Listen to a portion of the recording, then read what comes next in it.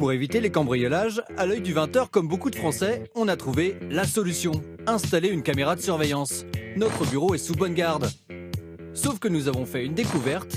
Les images de notre bureau filmées par cet appareil peuvent se retrouver sur Internet, visibles par tous.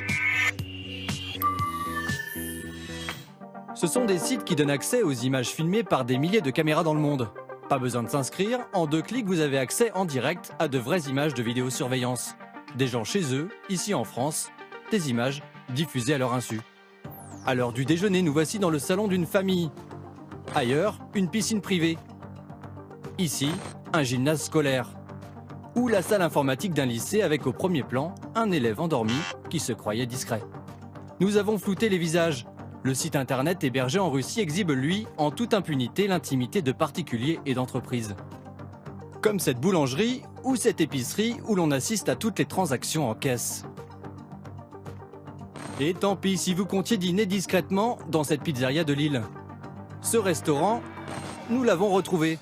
Il a fait installer son système de vidéosurveillance par un professionnel. Le responsable n'imaginait pas que les images filmées par cette caméra au plafond étaient visibles de tous. Incroyable.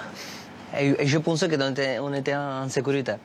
Ça, c'est pas normal. On met des caméras pour la sécurité du restaurant et après tout le monde, il arrive. Ah, je t'ai vu dans la caméra. Comment ça fait? C'est pas normal, ça. Après notre passage, l'installateur est venu régler l'appareil. Les images ne sont plus accessibles en ligne.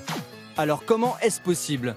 Ces caméras connectées au Wi-Fi que l'on appelle caméras IP sont souvent livrées avec le même mot de passe que les clients ne prennent pas forcément la peine de changer. Les gens ne changent pas leur mot de passe et le pirate peut prendre le contrôle de la caméra, accéder au flux vidéo, accéder au flux audio. Mais il y a également d'autres problèmes. Par exemple, les fabricants peuvent ne pas mettre de chiffrement dans la caméra. Et dans ce cas, le flux vidéo, tout ce qui est audio, etc. peuvent être interceptés. Ces appareils dont la sécurité peut laisser à désirer coûtent de 30 à 600 €. Ils occupent des rayons entiers dans les enseignes d'électroménager. Et même quand leurs failles sont connues des vendeurs, ceux-ci n'entrent pas forcément dans les détails, susceptibles d'inquiéter les acheteurs. Faut pas me poser des questions de sécurité, c'est pas un point sur lequel nous on rentrera. Ça, si vous voulez savoir sur ça, faut contacter chaque marque. Mais ils vous diront oui, c'est très sécurisé. C'est pas honnête, sinon ça veut dire qu'ils ne vendront pas leurs produits. Contacter un fabricant de caméras piratées estime que son système est fiable si le mot de passe par défaut est changé dès l'installation.